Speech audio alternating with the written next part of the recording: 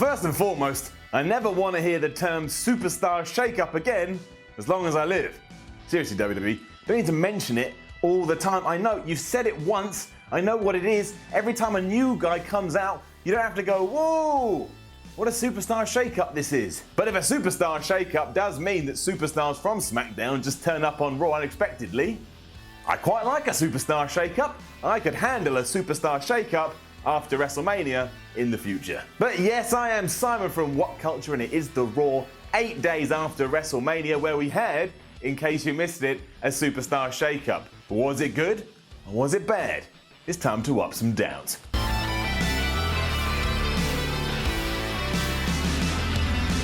I like the start to Raw. Cena's music hit. Everyone got excited because they thought they were going to see Cena. But instead, we got The Miz's, and apparently The Miz's new gimmick is just to be John Cena and Nikki Bella forever. And I'm right with that, so guess an up. I mean, it will definitely run its course sooner than later. Can't do this for longer than a few months. But it is good that we've got The Miz on Raw. He needed something different. He needed some fresh feuds. Where else to do that but pushing him onto the show? Couple of thumbs up from me. And a couple more, because after The Miz came out, Dean Ambrose just strutted to the ring too as well. And that gets an up as well. Ambrose had been utterly lost on SmackDown for the past few weeks, if not months. So now, hopefully, everybody backstage goes, right, Ambrose is back. Let's do what we've got to do to make him feel special. Although, this does make me question what happens with Roman Reigns and Seth Rollins, because unless you're going to do something with the Shield, which you're not, they should probably be on separate brands. So maybe someone else is moving tomorrow or tonight or whenever SmackDown is. Not 100% sure I need to see another feud between The Miz and Dean Ambrose. That feels done to death, and also just not excited about it to begin with. But opening of Raw, good stuff, new superstars, and who out there didn't sit there and go, you know what, this does feel fresh, and also no one saw it coming. When you don't see things coming, smile on your face. Well, mostly because that sentiment also leads us to down territory, e.g. Bray Wyatt was on a video on Raw. Down. Now, I love Bray, and I really do, but why the hell is he turning up on Raw and confronting Finn Balor when he's meant to be in a world title feud on SmackDown with Randy Orton? Now, I know it's not real, I know it's part of the story, I know someone just said, hey Bray, you gotta go to Raw, but it doesn't make any sense. Why would you do this? And yes, you can say, well, in kayfabe terms, it was random, but it doesn't make sense. It was great to see him, of course it was great to see him, but long term, what does this do for the man? Hey, I'm well up for seeing Finn Balor versus Bray Wyatt. You've just taken him out of a world title picture, and let me tell you this, he ain't gonna get put back into it, so it's a step down. Unless, of course, he's actually put into a program that he wins. Because Bray Wyatt doesn't win any programs, and like I've said before, at this stage, the Wyatt family don't scare me at all. Because they can't do anything. It doesn't mean anything if you just keep running your mouth. Got to use your fists. Got to win a match, got to win a feud. But then you get to the point, who out there wants to see Finn Balor lose to Bray Wyatt? It's a bad move.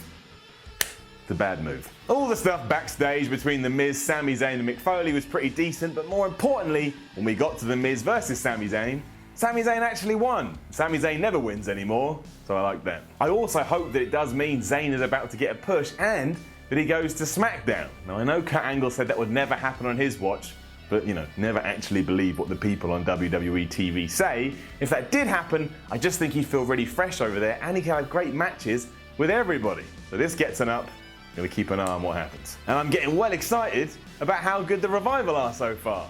So that's getting an up too. They are ridiculously good, and all their matches have a legit feel to them. And that shatter machine they gave Xavier Woods, good grief, that was brutal. It looked amazing. This is how you book a team coming up from NXT. They've beaten your world record holding tag team title holders twice, and they took one of their members, Kofi Kingston, and injured his ankle and put him on the shelf. They look dominating. More importantly, they look badass. I'd say they're going to have a massive future if things keep going like this. Hell yeah. The ups are raining down today, but the cruiserweight stuff, that's getting an up too. I mostly loved it because it told a story. TJ Perkins turned heel, which is probably what he needed because his character was a little stale. Hopefully he'll align himself with Neville and we'll have some like King and Prince storyline. I mean, that sounds terrible, but it could be good. And Aries is just great because he's Austin Aries. We've come a long way since WWE just threw random encounters onto episodes of Raw. I mean, I'd still prefer it if these contests actually had flippy shit in them and didn't sometimes devolve into just normal matches, but that's neither here nor there. It's baby steps, and right now We're heading in the right direction. I loved it, and it finally feels like there's some stars at the division. That is essential. What was the point of that Kurt Hawkins skit though? You move him to Raw and you job him out. What a waste of time. Down. Why even bother if you're not going to use the opportunity that you've put in front of yourself? Instead, Hawkins came to the ring, said he was on Raw, Big Show came out, knocked him out, Big Show leaves, Hawkins looks sad. He does have some tools, he does have some upside. Let him show that and do not turn him into some geek before he's even begun. Just illogical this. I mean, what does Hawkins do next week now? I tell you what, he gets beaten up again. It's a down, it's a down.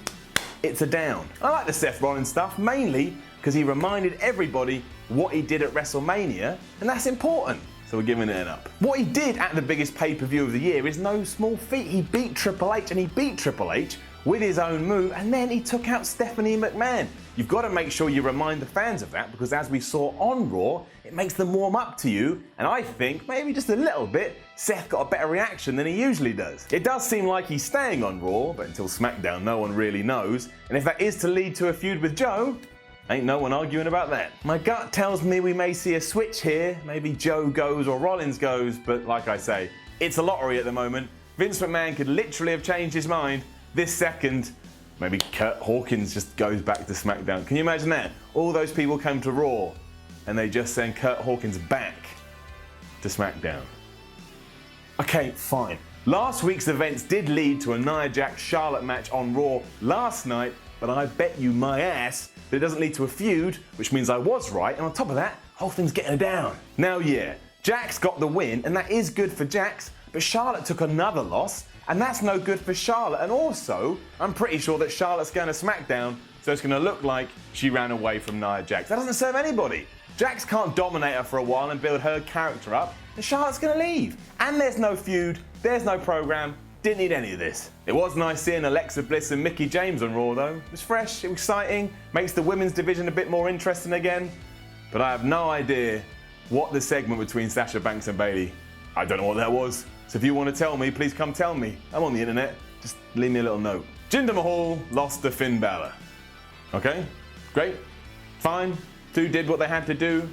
Balor got a win. We've mentioned the Wyatt stuff that happened afterwards.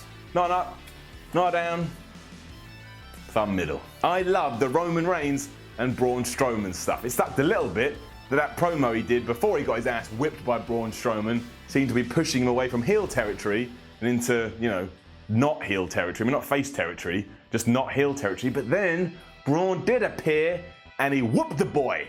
And he whooped the boy good, and he gets an up. Roman really does know how to take a beating. I mean, he did it a few weeks ago on the aisle, and he did it again here. And my gosh, any mistakes that WWE made with Braun Strowman recently have been utterly rectified, because here, he looked like an animal. He kept coming back for more and more too. Now, I actually think this was WWE's way of trying to build sympathy for Roman Reigns, but that didn't work. All it did was make Braun Strowman look like more of a badass and get people more excited about him. So that was a failure. I don't care, because it was really fun to watch. I guess this means Roman is off TV now as well, and if they are doing that, so we can just let this Undertaker thing sort of fall off to the side and forget about it, honestly.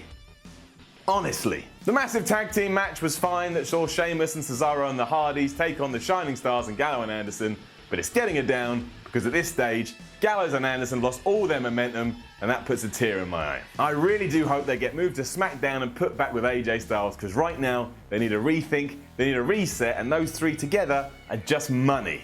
Fingers crossed. I'm gonna give Dana Brooke an up as well, probably to the annoyance of most of you lovely people out there in YouTube land. I just think she tries really hard, and if you try really hard, you deserve some respect. I know that doesn't equate to anything, and ultimately doesn't mean anything, but still, she deserves it. And also, it does seem like we're going into a feud with Emma and Dana Brooke. Which brings us to our main event, which was IC champ Dean Ambrose versus US title champ Kevin Owens, and while I liked it, it's getting a down. Here's why. Did we really need to beat Kevin Owens here? He just got a massive win over Chris Jericho at Mania. He's your US champion, he's got momentum. There were 1,000 things you could have done here to protect both guys. And on top of that, Owens is probably moving to SmackDown after all of this, or at least after his payback match with Jericho. So let him go over there feeling like a king, not like a pauper. Then after he lost, Y2J came out and kicked his ass again.